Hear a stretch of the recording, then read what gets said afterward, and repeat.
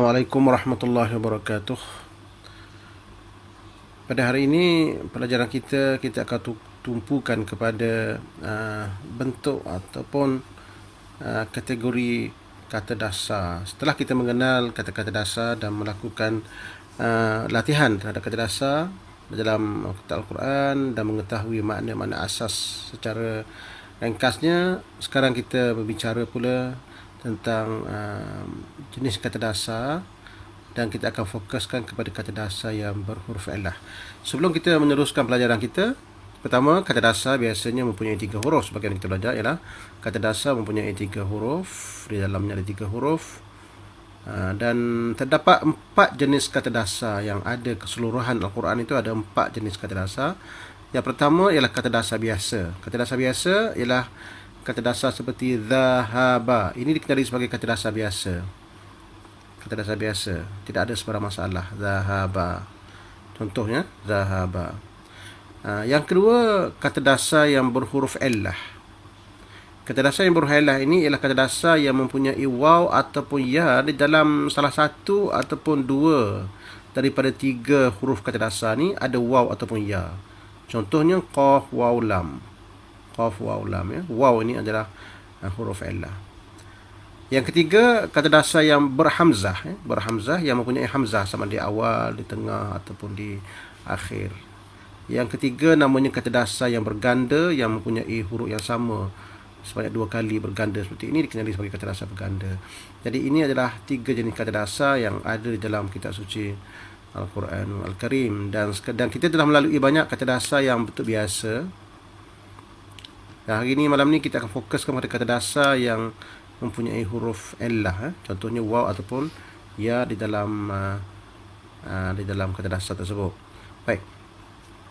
Untuk nota kita boleh pergi kepada muka surat 7 di dalam buku teks kita yang berwarna hijau, insya-Allah. Baik.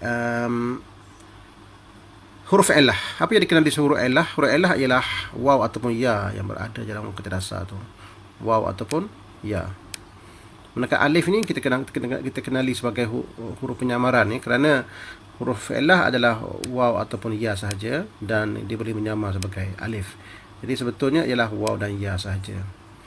Huruf ilah ini akan menimbulkan sedikit masalah kepada kita yang belajar bahasa Arab ni, kerana huruf ilah ni dia agak special dan dia akan berlaku perubahan dan pertukaran di dalam bentuk perkataan tu. Jadi kita kena tumpukan sikit pada huruf ilah, kerana kata dasar yang mempunyai huruf ilah ni dia mewakili sebanyak 30% daripada keseluruhan kata dasar di dalam kitab suci Al-Quran Al-Karim. Mungkin ada yang bertanya, berapa berjumlah kata dasar keseluruhan dalam Quran Al-Karim tu? Mengikut anggaran saya, kata dasar dalam Quran itu boleh dikatakan sebanyak 800 lebih kata dasar, dan 30% daripadanya adalah berhuruf ilah. Jadi di situ ada keperluannya untuk kita berbicara berkenaan dengan kata dasar yang mempunyai huruf ilah. Baik, kita ambil daripada surah Al-Fatihah, daripada a'udzubillahi minasyaitonirrajim. Kata dasar yang ada huruf ilah di sini ialah a'udzu, contohnya a'udzubillahi minasyaitonirrajim. A'udzu ini kata dasarnya ialah ain, waw dan zal. A'udzu. Jadi ain, waw dan zal. Jadi huruf ilahnya adalah pada waw. A'udzu.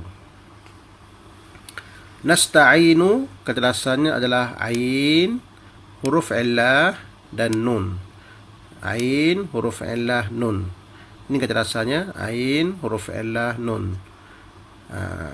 Huruf ilah ini adalah waw asalnya, ain, waw, nun. Tapi dia boleh bertukar menjadi ya, menjadi ya. Asalnya ialah ain, waw, nun. Yang ini kita akan bicarakan kemudian.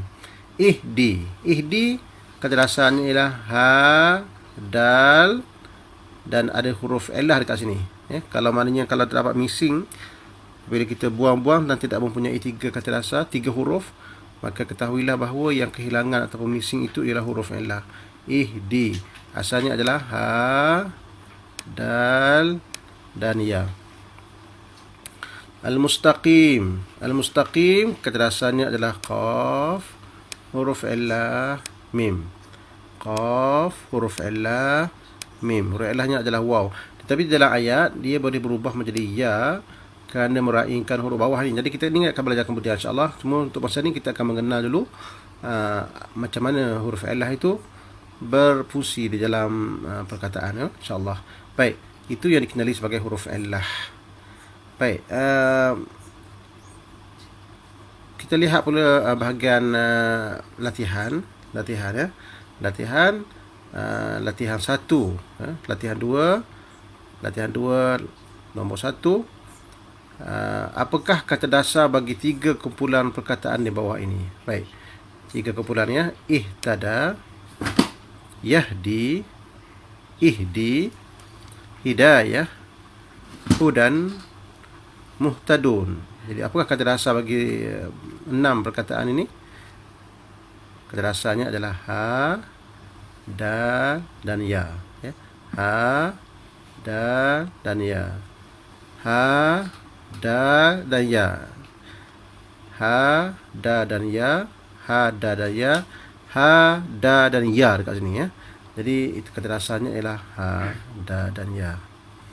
Baik. Kumpulan kedua, qum, qaumun, qayyimun, mustaqimun, al-qiyamatu, qiyamun. Jadi kata dasarnya adalah qaf, mim. Ini ada missing kat sini ya. Maknanya kalau kata dasar tu ada 2 saja, maka salah satunya missing kat sini ya. Yang missingnya adalah huruf illah. Di mana huruf illah berada? Qaf, waw, mim. Jadi huruf illah berada tengah ni. Qaf, waw, mim ya. Ini pun qaf, waw, mim juga.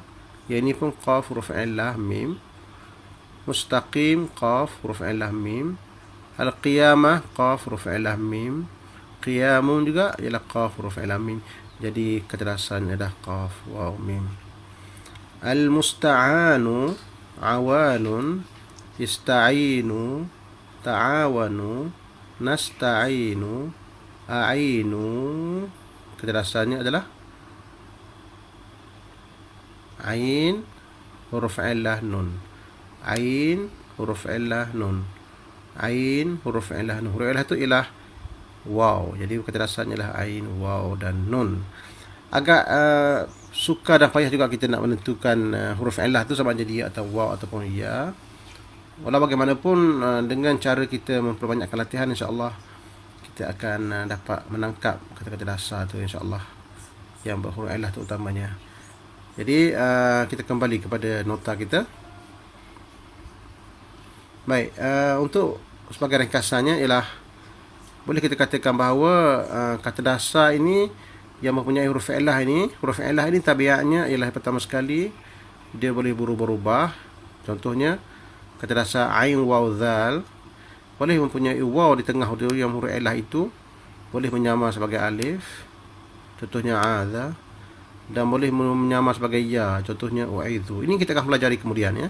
Cuma pelajaran untuk hari ini ialah kita nak mengetahui bahawa ain, waw, zal ini ialah kata dasar yang mempunyai huruf illah di tengahnya, iaitu waw. Yang kedua, huruf illah biasanya kerap menjadi masa keadaan ya. Ia boleh dibuang begitu saja dalam situasi tertentu. Contohnya perkataan ihdi dalam surah Fatihah, ihdinas siratal mustaqim. Asalnya ada huruf illah kat sini ya. Jadi ihdi itu tertanggal kerana beberapa keadaan. Jadi huruf illah boleh missing. Yang ketiga, huruf illah boleh mengganggu baris akhir. Biasanya perkataan Arab ni di akhir perkataan itu dia akan ada baris. Tetapi dengan perkataan yang ada huruf illah, baris tidak akan lahir. Contohnya perkataan yas'a. Kalau perkataan biasa yang tidak ada huruf illah, dia akan bagi depan yas'ayu. Tapi di akhirnya ada huruf illah, maka huruf illah ni mengganggu baris dia. Yang keempat ialah huruf illah ini akan mengganggu wazan. Wazan ialah pattern ataupun corak perkataan dalam bahasa Arab. Keseluruhan perkataan bahasa Arab ni biasanya dia ada pattern dia. Jadi dengan adanya huruf illah pada perkataan itu menyebabkan sedikit wazan yang terganggu. Kita akan belajar kemudian wazan, insya-Allah. Kita akan bagi fokus khas untuk wazan ataupun corak selepas ni, insya-Allah. Jadi itu saja pelajaran untuk hari ini, iaitu huruf illah ya. Huruf illah. Untuk pengetahuan kita, huruf illah ini mewakili 30% sebagai disebut itu, 30% daripada keseluruhan kata dasar di dalam kitab suci Al-Quranul Karim. Cukup untuk hari ini insya-Allah. Assalamualaikum warahmatullahi wabarakatuh.